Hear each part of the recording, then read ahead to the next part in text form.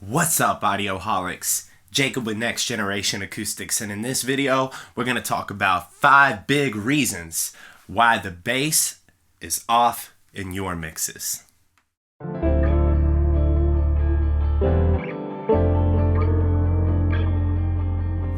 Okay, so we're going to discuss today 5 big reasons why the bass is off in your mixes. And if you've been struggling to get the low end frequencies and bass and all that stuff to sound good, the best thing about all of these tricks and tips that I'm going to give you is they will cost you absolutely no additional money more than what you already have invested in your current studio or setup. So these are all tricks and tips that you can do with what you've already got that will help you to improve your mixes and get the perfect low end that you're wanting in your mix. So let's go over these 5 things.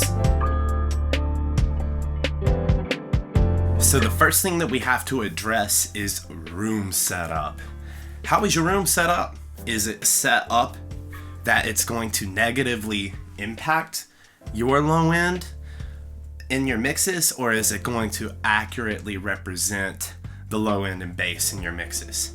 And there's a lot of factors that can mess up or improve how you're perceiving bass in your room, and will subsequently affect how you mix the bass in your room. So one of the most common mistakes that I see is putting your desk in the wrong spot in the room to mix, okay? So let's go over some different situations.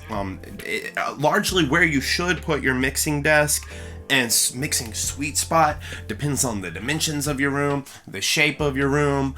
There's a lot of factors that could go into it, but there's some good rules of thumb that if you follow, you can always make sure that you have your mixed desk in the best possible place, okay? So the first thing is you don't want it in corners, okay? That's gonna cause a problem. The bass is already, it has a higher, louder presence in the corner. It builds in the corner. So if you put your mix desk in your mixing position in a corner, you are going to be hearing an inaccurate representation of the low end, okay? Second is putting your speakers right next to a wall, okay? So you don't want to have your speakers directly beside a wall or directly in front of a wall.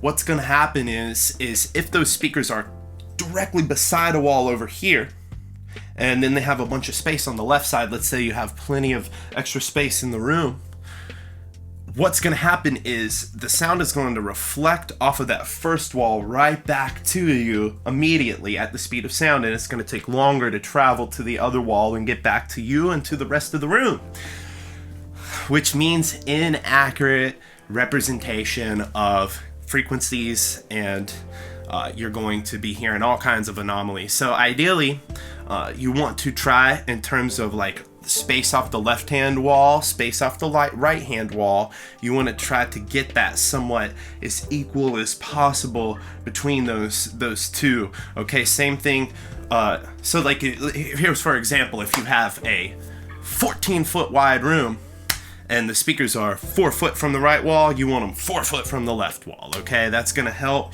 you get a more accurate representation of the low end. There's more stuff we could go into about speaker placement, proper gaps around speakers, all that stuff, which I will go over in a future video, in terms of like how to set up your perfect home studio room or commercial studio room to get the best mix or mastering stuff. So just keep a lookout for that in the future, and we'll just move right along because I don't want to get too into detail. Same thing too though, if your speakers are right against the wall in front of you, okay, so if you're mixing right against the wall, the bass pressure is going to be pushed out from that wall and amplified, okay? So you need to give some space behind your speakers for them to, quote, breathe. I know people hate hearing that, but basically to let the low end pressure have room to expand and release throughout the space, okay? So it's not poof coming right back to you off of that wall, building pressure, coming back,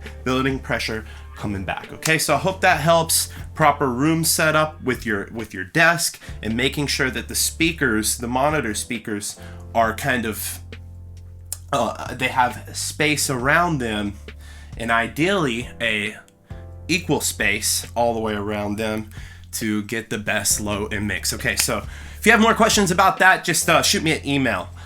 Moving right along. So one of the next biggest mistakes that people make is using improper EQ or no EQ at all on their low end in their mixes, okay? So one of the best things that you can do is try to carve out space for one instrument, as like if you have a kick drum and if it's more of a punchy kick, mid-rangey kick, then you want to try to scoop out some space in maybe the low end frequencies, where that if you have a sub bass or another bass, you can boost it there. So you have different frequencies occupying different spaces in the spectrum. Okay, so make sure when you're EQing that you are trying to leave room for different instruments.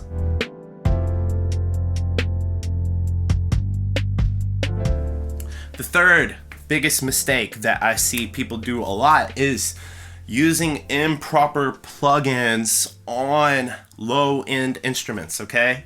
So when it comes to audio, there are some rules of thumb. Rules are always made to be broken, but in general, you don't want to add certain effects and plugins on your low end. If you start adding a lot of effects on a bass guitar or a sub bass or 808s or kick drums, that is a fast track to muddying up your mix. A kick already occupies so much frequency within the frequency spectrum. If you add reverb onto that kick, it's going to take so much sonic space that you're not going to be able to hear the reverbs on the snares, the vocals, the hats. It's going to eat up all of that sonic space. It's not always going to, but in general, it typically will. So you want to try to keep your kick and your bass as dry as possible. You can add EQ, you can add compression, but you want to try to stay away from reverbs and delays, etc. When you start adding tails and extending the ends of those low end instruments in the mix, they're going to take up a lot of sonic space and it's going to muddy up everything. Okay, so a good little tip is don't ever add reverb to your bass guitar, sub bass, or 808s. If you listen to a lot of your favorite songs, you'll notice, like, even when there's a lot of guitar effects going on, vocal echoes, stuff, a lot of times that kick, it's dry and punchy. That bass, doom, doom, warm and dry. So it's okay. It's okay to have some dry elements in your mix and what we would consider wet elements in your mix, because that's what creates what a lot of audio engineers like to call depth.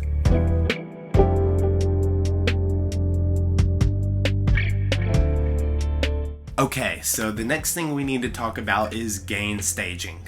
Now, there's some tricks when it comes to bass and low end that could actually be a little bit unconventional when it comes to gain staging. So before we get too deep, what is gain? Gain is the amount of signal that is being sent to the channel. So it's not the volume, it is the signal, the amount of signal that is sent to the channel before the volumes. Okay, so whenever you keep the gain at a certain level, you can turn the volume up and down and it won't distort. Whereas if you take the gain and you record at too high of a gain level, it will distort the instrument that you're recording, or it will distort the sample or the mix that you have if it's too loud and the gain is too high. So typically, a rule of thumb in the audio world is to try to record all of your instruments at around 50% gain, which that means if you're recording into Pro Tools or Logic or whatever, you want that little green line to go up about halfway. Now here is where things get a little bit weird with bass. I've heard in a previous interview one time the song 6 Foot 7 Foot by Lil Wayne, which if you haven't heard it, go check it out. It's got insane 808s throughout the whole track, yet the whole mix sounds very balanced. You can still hear the treble, the vocals, everything's really clear. And they were asking in an interview his producer how he was able to get the 808s and low end so loud without it clipping and basically muddying up the mix. And what he said was he gain staged it all the way to the point that it was about to clip, and then that's the level that he recorded it at. So when it comes to like 808s, stuff like that, sometimes you might actually want to gain stage a little bit higher, and then that will allow it to thump and hit more. Okay, so there's some stuff with the bass. Sometimes you can actually gain stage your bass instruments higher than the other instruments in the mix to make them quote unquote hit harder. Okay, so that's a little bit of a counterintuitive tip, but it's something to think about. If you're gain staging, if you're like doing a hip hop beat and everything's at 50%, but you want those 808s to really punch and hit over top of everything, maybe gain stage it a little higher. Make sure it's not clipping, but do it higher than the rest of your instruments, okay? Now also when it comes to your kick drum, make sure you're always following the rule of thumb. Like if you're doing rock music, pop music, country music, you might not want to do that. Typically you don't want a kick that's punching through the speakers on a country song. So you would still follow your proper 50% gain staging. So when it comes to low end, before you even record the instrument, think about the final mix. How do I want the bass to sit in this mix?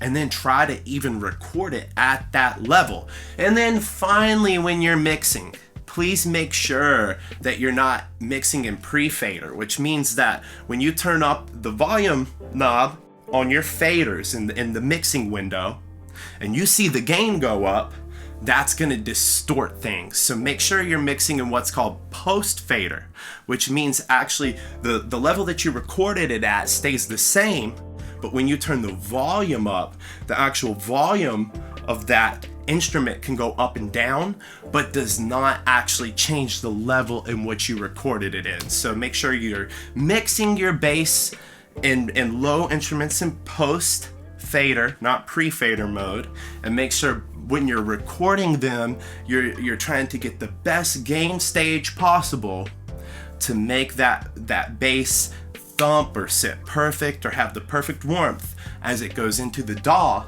And you'll find that it sits a lot better in the final mix if you already have it recorded at that perfect level. So if you're working in Pro Tools, the way that you're going to access the pre-fader, post-fader option is you're going to scroll to the top of your screen and you're going to click Options, and you'll see a menu pop up, and you can then toggle back and forth between pre-fader metering and post-fader metering.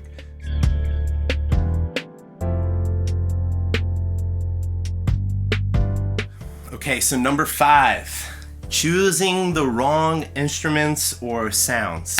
Okay, so this is a big one. A lot of times all the other steps, like I was talking about gain staging and using the wrong effects on your low-end instruments, none of that matters if you chose the wrong instrument to begin with. So what do I mean by that? You don't want low-end instruments battling with each other, quote unquote, in the mix for harmonic space, okay? So a good example of this is if you have a sub bass hum through the song just roaring, you're not going to be able to add 808s boom boom because they're going to interfere and battle with each other for that low end space. That's why a lot of times in hip hop or rock or whatever, if you have a really loud bass or real roaring 808s to the song, the actual kick drum sound's going to be punchy and high, okay? And then a lot of times if you have a really big kick that's maybe got a reverb tail on it, which if you're listening to something like folk music or indie music, they might actually put a reverb on the kick and allow it to sustain for a very long time, maybe 3, 5, 6 seconds, and have no bass at all. And the only bass that you'll hear in the song is that kick drum or big timpani drums. And what that allows is that low end to sound real big and spacey, and it not take up all of the harmonic space by adding bass guitar. Now, when it comes to the different instruments in your mix, make sure you're paying attention to how they hold space in the different frequency spectrums. Okay, so if you listen to this kick drum right here in the mix, what we got is a really punchy high-pitched kick.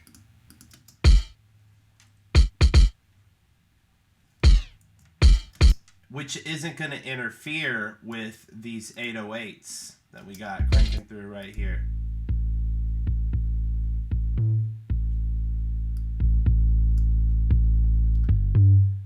And see, they can sit nicely together and occupy different frequency spectrums and still give you good low end. So here's the whole mix with them all together.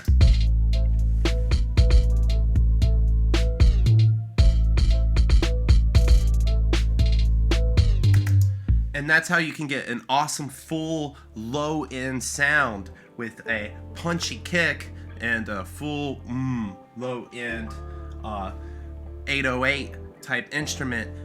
You got to make sure that you're picking the right instruments. If I had picked a real bassy kick drum that had a lot of low end, it would have been battling with those 808s for space in the mix. So think about that. If you're doing a different genre, like rock or metal, a lot of times you'll see the opposite. You'll see the actual kick boosted in the mids and the treble, and then you'll see the low end bass guitar boosted in the lows, so the kick is more like a punch, not felt. You hear it more like a click, click, click, while the low end guitars So think about that. Think about what kind of music am I making? What's gonna make the low end where I can perceive and hear all the kick drum hits and maybe the ghost notes and any finesse the drummer might put on it, that I can hear all the bass slides. Think about all the way from which sound you're choosing to how you're gain staging them, to what effects you're putting on them, to what EQ you're putting on them, and then all the way back to where you're listening to the stuff at. So hopefully that helps. Let's do a really quick review of the 5 tricks and tips we talked about in this video to help you get your low end sounding better in your mixes, okay? So tip number 1 was room setup. Having your room set up for success to get your bass mixed right. Number 2, improper EQ. So make sure that you're EQing your instruments for success, okay? Number 3, using the wrong plugins on your low-end instruments. Number 4, improper gain staging, or using a different gain stage than what you may have been using to get a better bass sound. And number 5, choosing the wrong instruments and the wrong sounds in your song. Because choosing the right sounds can help everything fall into place a lot better later in the mixing process. Okay, so I hope that helps. And last but not least, I want to give an honorable mention, which is room acoustics, acoustic treatment, and most of all, bass traps. Okay, so you can always add bass traps to increase low end clarity in your space. Okay. Bass tends to build up in corners. We designed bass traps to specifically absorb bass that is building up in your corners, so you get a more accurate representation of the bass throughout your room. But the reason why this is just an honorable mention and not the top 5 is because the way I look at it is, if you're not doing these 5 other steps, or you're not even aware of them, adding acoustic treatment is not going to save your mixes or help you get where you want to go, okay? You want to make sure that you're following all of these other things and then adding acoustic treatment to more accurately hear what the other 5 things up to that point, okay? So you can get a huge improvement in your mixes and your low end clarity and your low end punchiness without even adding acoustic treatment, bass traps, or anything if you do those things. And then if you add acoustic treatment or bass traps on top of it, it's only going to be better. It's like icing on the cake, okay? A cake's not good without icing, and some people like icing without a cake, but they're made to go together. So I really hope that helps. I hope these 5 tips and tricks help you get better mixes and better low-end clarity or low-end punchiness. And until next time, look forward to seeing you guys. Make sure to subscribe to the channel. We'll have more videos coming soon. And until next time, Audioholics, peace.